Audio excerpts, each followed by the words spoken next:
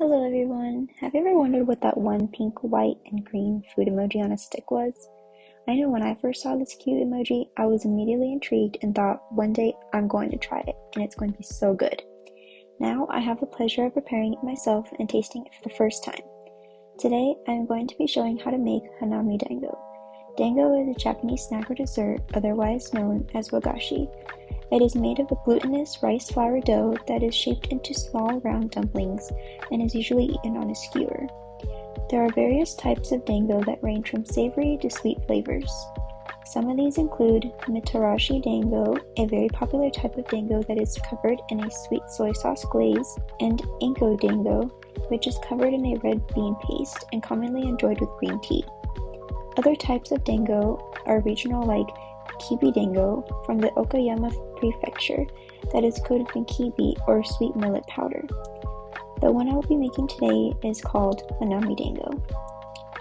The word Hanami is quite interesting as it refers to the Japanese tradition of cherry blossom viewing in the spring.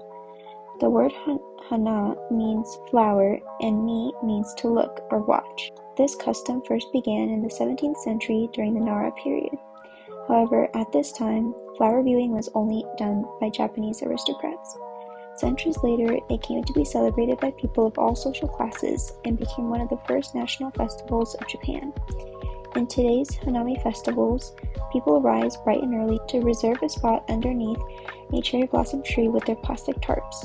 Friends and families gather together throughout the day to have a picnic while admiring the flower petals as they fall gracefully.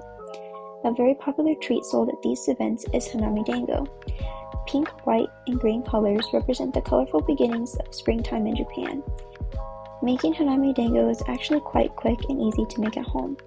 I started by gathering all of the ingredients: glutinous rice flour, white sugar, mashed strawberries, matcha powder, and a little bit of hot water.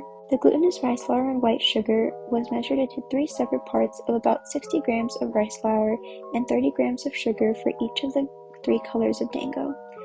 Instead of using dyes to make the pink and green color dango, I used strawberries and matcha powder.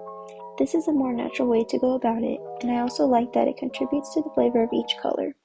Traditionally, these colors are actually achieved using cherry blossom petals for pink and yomogi for green. However, these items are not commonly found at the grocery store, so strawberries and matcha powder were the way to go.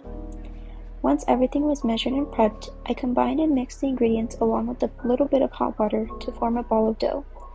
There are many interpretations of what each color means, but my favorite is the pink symbolizes cherry blossom flowers, the white represents the melting snow from the cold season, and the green represents the growing grass in the spring. As a whole, this sweet treat displays a vibrant arrival of spring and is seen in all corners of these festivals.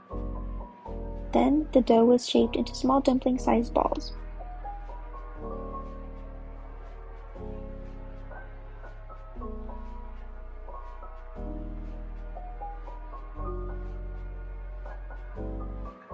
Before starting to cook the dango, I prepared an ice bath to place the dango in after cooking. Not only does the ice bath cool down the dango after being boiled, but it also contributes to the unique texture. The dango should rise to the top of the water and then be cooked for an additional 3 minutes. I made the mistake of taking a couple out too early and they turned out to be a bit undercooked, but for the most part the rest were okay. I let the cooked dango sit in the ice bath for a couple minutes before placing them on a plate. As you can see, once they are out of the ice bath, they have a shiny gooey texture on the outside, while the inside is meant to have a slight chewy texture. Once all of the dango was finished, I put them on the skewers with the green on the bottom, white in the middle, and pink on the top. And that is it. A cute emoji I knew nothing about has come to life and is quite tasty in my opinion. I loved making this dish because even though it was such a simple food to make, Hanami Dango holds so much meaning and displays a beautiful and vibrant culture. Thank you so much for watching.